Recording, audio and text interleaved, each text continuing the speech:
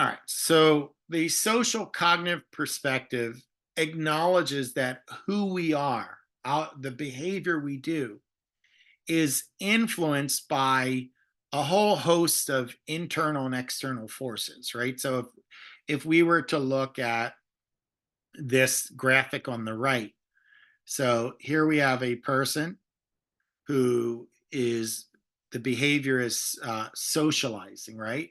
So they're talking rather than studying.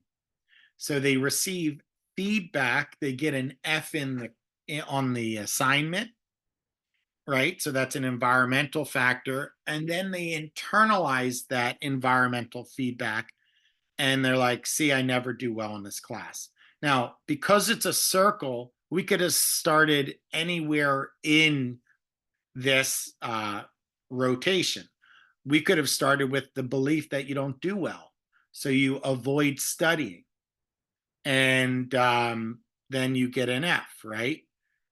Or you get an F, so you avoid studying, and then you tell yourself you don't do well. So we could go any way we want, but the point is we have to acknowledge internal and external factors on our behavior, and we call this reciprocal determinism.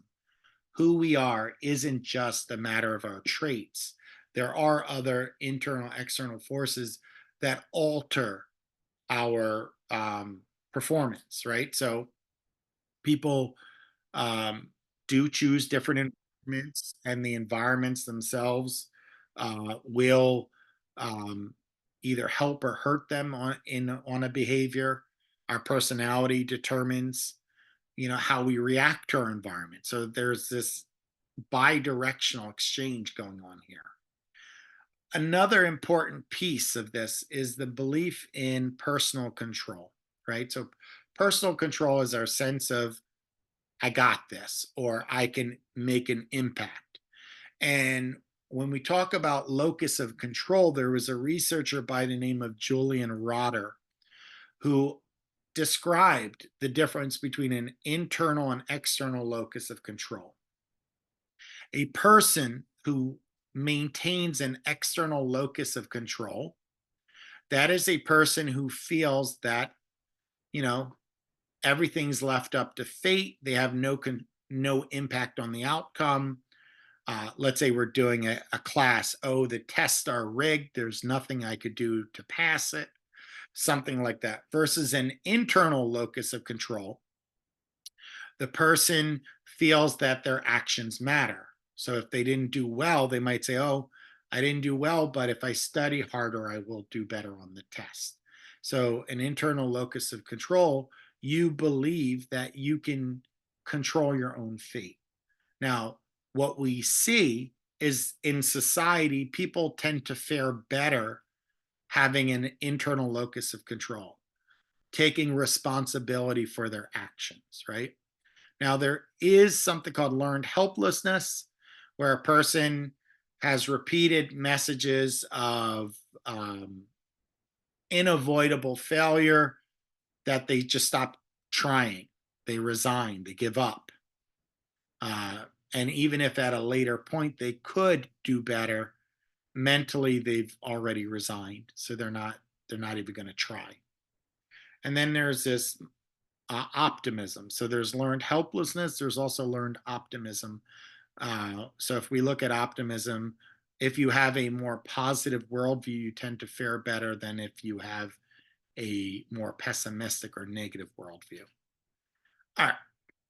So other principles that we know that if we're trying to predict future behavior, we have to look at past behavior. That isn't to say people can't change. My whole field of psychotherapy, right, assumes that people can grow, people can change. But if you're using a prediction, past behavior predicts future behavior. So if we were to look at the relationship between past grades and future grades, there's a positive correlation between the two. Now, if we are trying to predict an actual behavior, we might have a simulation study where we see how you behave in a simulation to test how you might do in an actual mission. So they do that with spy training. I know federal agents do that. I know the Navy SEALs do that just to make sure that we could predict in real life how you would behave. So we also have to explore our sense of self. In general, people tend to feel like they have a spotlight on them and everybody notices what they're doing and what they're saying. But in reality, it's not true. There was a famous study where Rosenthal had his students dress in t-shirts to a uh, fancy banquet dinner, and then studied, well, the audience, did you notice anything different? And only 25% of the people actually noticed the fact that people were dressed in t-shirts in a fancy affair, which means that as much as you think you're the center of attention and there's a spotlight on you, it's not true. People are too busy worrying about their own spotlight. We also have a general sense of self-esteem, right? So that's our more global feelings of high or low worth. So people who have high self-esteem tend to fare better, are less likely to succumb to peer pressure, less likely to do drugs, etc. And we also have a natural tendency to have a self-serving bias, right? So we're have a natural tendency to view ourselves equal to or better than average. And I know I'm running short on time. I have only a couple more minutes. But if I would have done the demo, I would ask you to go around the room and rate your intelligence, right? And what we would find is that everybody in the room would rate their intelligence above average, or their looks. Everybody would rate their looks at least average or better. And that's a self-serving bias because mathematically, you can't have 100% of people above average, right? So it's a self-serving bias. Lastly, we have to deal with culture. Now, there are individualistic cultures which put a focus on your personal growth, standing out, um, reaching your personal attention, personal goals and achievements, whereas collectivism, the focus is on the group.